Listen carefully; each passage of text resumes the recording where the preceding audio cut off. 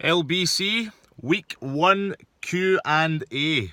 Just finished the workout, pumped up and ready to answer some of the questions we've had in. So we've had 7 questions in so far. Was going to do this as a live Q&A video, but I'm just going to upload it because it's battery crazy time and iPhones are terrible and so on and so forth. So feel free to ask some questions when you're watching this video as well.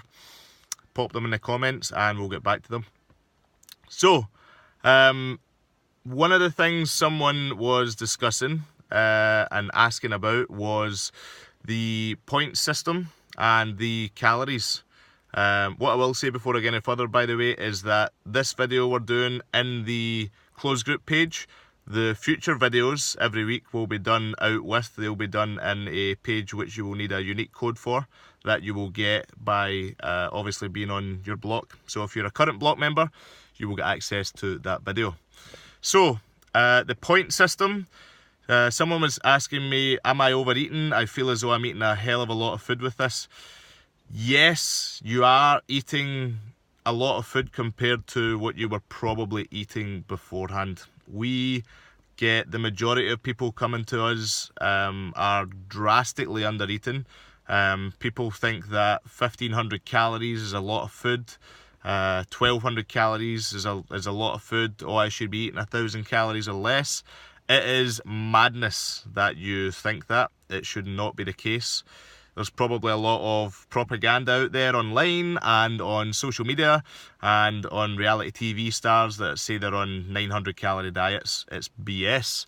To give you a for instance, if you were 10 stone, your maintenance calories should be roughly 2,100 calories to maintain your weight, anywhere between 2,000 to 2,100. To create a deficit, you would be able to take 300 to 500 calories away from that. You would still be on 16 to 1900 calories with that. People think that's a lot. It's definitely not. You need to get your body used to consuming a good enough amount of calories daily, and you need to make sure that you're not under eating.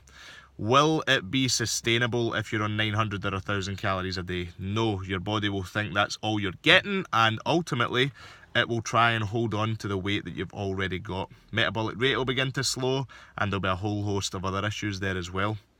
We are talking about long-term changes, long-term goals and long-term diet adjustments. That's why we want to get you in a calorie deficit, something manageable, something where you can actually eat good foods every day and you're not starving yourself and making yourself unhealthy, colds, flus and so on.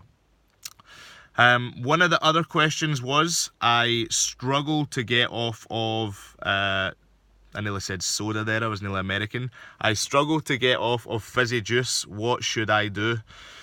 Sparkling water is going to be your best friend if you're really struggling to get off of fizzy juice. Sparkling water is carbonated. Try and make sure you get sucralose. There's a lot of bad rap on aspartame out there. People say that it's okay, people say it isn't.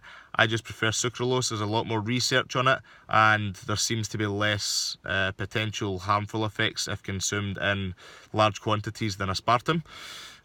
Lots of flavours, so you can get pineapple, you can get lemon and lime, you can get cherry, strawberry, millions of different flavours of sparkling water. These are flavoured obviously, and that is going to be an easier adjustment off of fizzy juice rather than trying to go down the route of completely eliminating fizzy juice. All you're doing is giving an alternative to it. Try not to drink your calories because this can come in really easy. Sugars, so on and so forth, even with like Coke Zero, Iron Brew Zero, huge amount of aspartame in them, and I'm just really not a fan of it. So if you can, try and substitute it with sparkling water. Carbohydrates, someone was asking me, should I worry about carbohydrates? Should I be taking in more or less or so on or so forth? If you're following our calorie system, we try and kind of aim for roughly about 40% carbohydrates. So we go 40% carbs, 40% protein, 20% fats. What does that do? It means that we're getting a balanced, healthy diet. Yes, we're still in the deficit. Yes, we are still reducing maybe carb count and carb content than what it would be before, but we're keeping it within a good guideline. 40% would mean that roughly one carbohydrate, 1 gram of carbohydrates is 4 calories, as is 1 gram of protein. So you're going to have both of them the same, even on a calorie basis. 1 gram of fat is 9 calories, so you can see the difference in terms of your calorie intake depending on what we're having. But don't be afraid of carbohydrates. You can have them at times where they benefit you. Directly in the morning, after a workout, replenishes glycogen, which is your body's energy source, or one of them anyway, and it allows you to perform well when you are exercising. Even having some carbohydrates before your workout gives you a wee bit more energy. So that was number 3. Number 4, how many classes should I be doing a week? We routinely see the best results with 3 classes per week. Really going at it 3 times per week with your classes is going to be enough. You can do 4 if you want. If you use a gym, you can do maybe some weighted training, some abs and core, things like that. But make sure that you're getting in your 3 higher intensity style classes each week. That would be more than enough, especially if you're pushing yourself and your diet is on point. Other thing, weighing yourself. How many times should I weigh myself a week? Yeah, that was a great one. I liked getting that through. Ideally once, and ideally on our scales. Ideally so we can track it, and ideally so you don't lose your mind. If you're weighing yourself every single day, after you go to the bathroom, before you go to the bathroom, at night, in the morning, when you drink some water, when you've bloody sneezed 5 times in a row, stop it. Put the scales away, sit them somewhere where you can't reach them. It'll drive you absolutely nuts. My weight fluctuates daily. My weight fluctuates from morning to night. If I drink a 2-litre bottle of water, I am 2 kilo heavier. That's 4.4 pounds. 1 gram of weight is 1 milliliter of water. So that gives you, for instance, even from morning to night time. Weigh yourself 3, 4, 5 times, and then you get disheartened on day number 3 or day number 5 of the week. You go, screw it, you go out, you have a Chinese takeaway, Indian gin, then on Monday you go, I can't believe I've not lost any weight. That is why. Make sure you get weighed once a week. The Sunday makes you not eat crap on the Saturday, because you know your weigh-in is going to be the Sunday. There's a psychological shift that you need to make sure that you're implementing. That's why we try and keep the weigh-ins for people. So that, I think, is question number 5. And the 6th one was, body fat. So what is your body fat? What should it be? Should I worry too much about it? So body fat readings is something that we do through Skinfold calipers. It's another way of tracking and monitoring, such as weigh-ins that we do, such as pictures that we do. It's something that can be used as a great tool. We try and tell people not to do it any more than once every month, for the fact that it takes a little bit of time to get it down.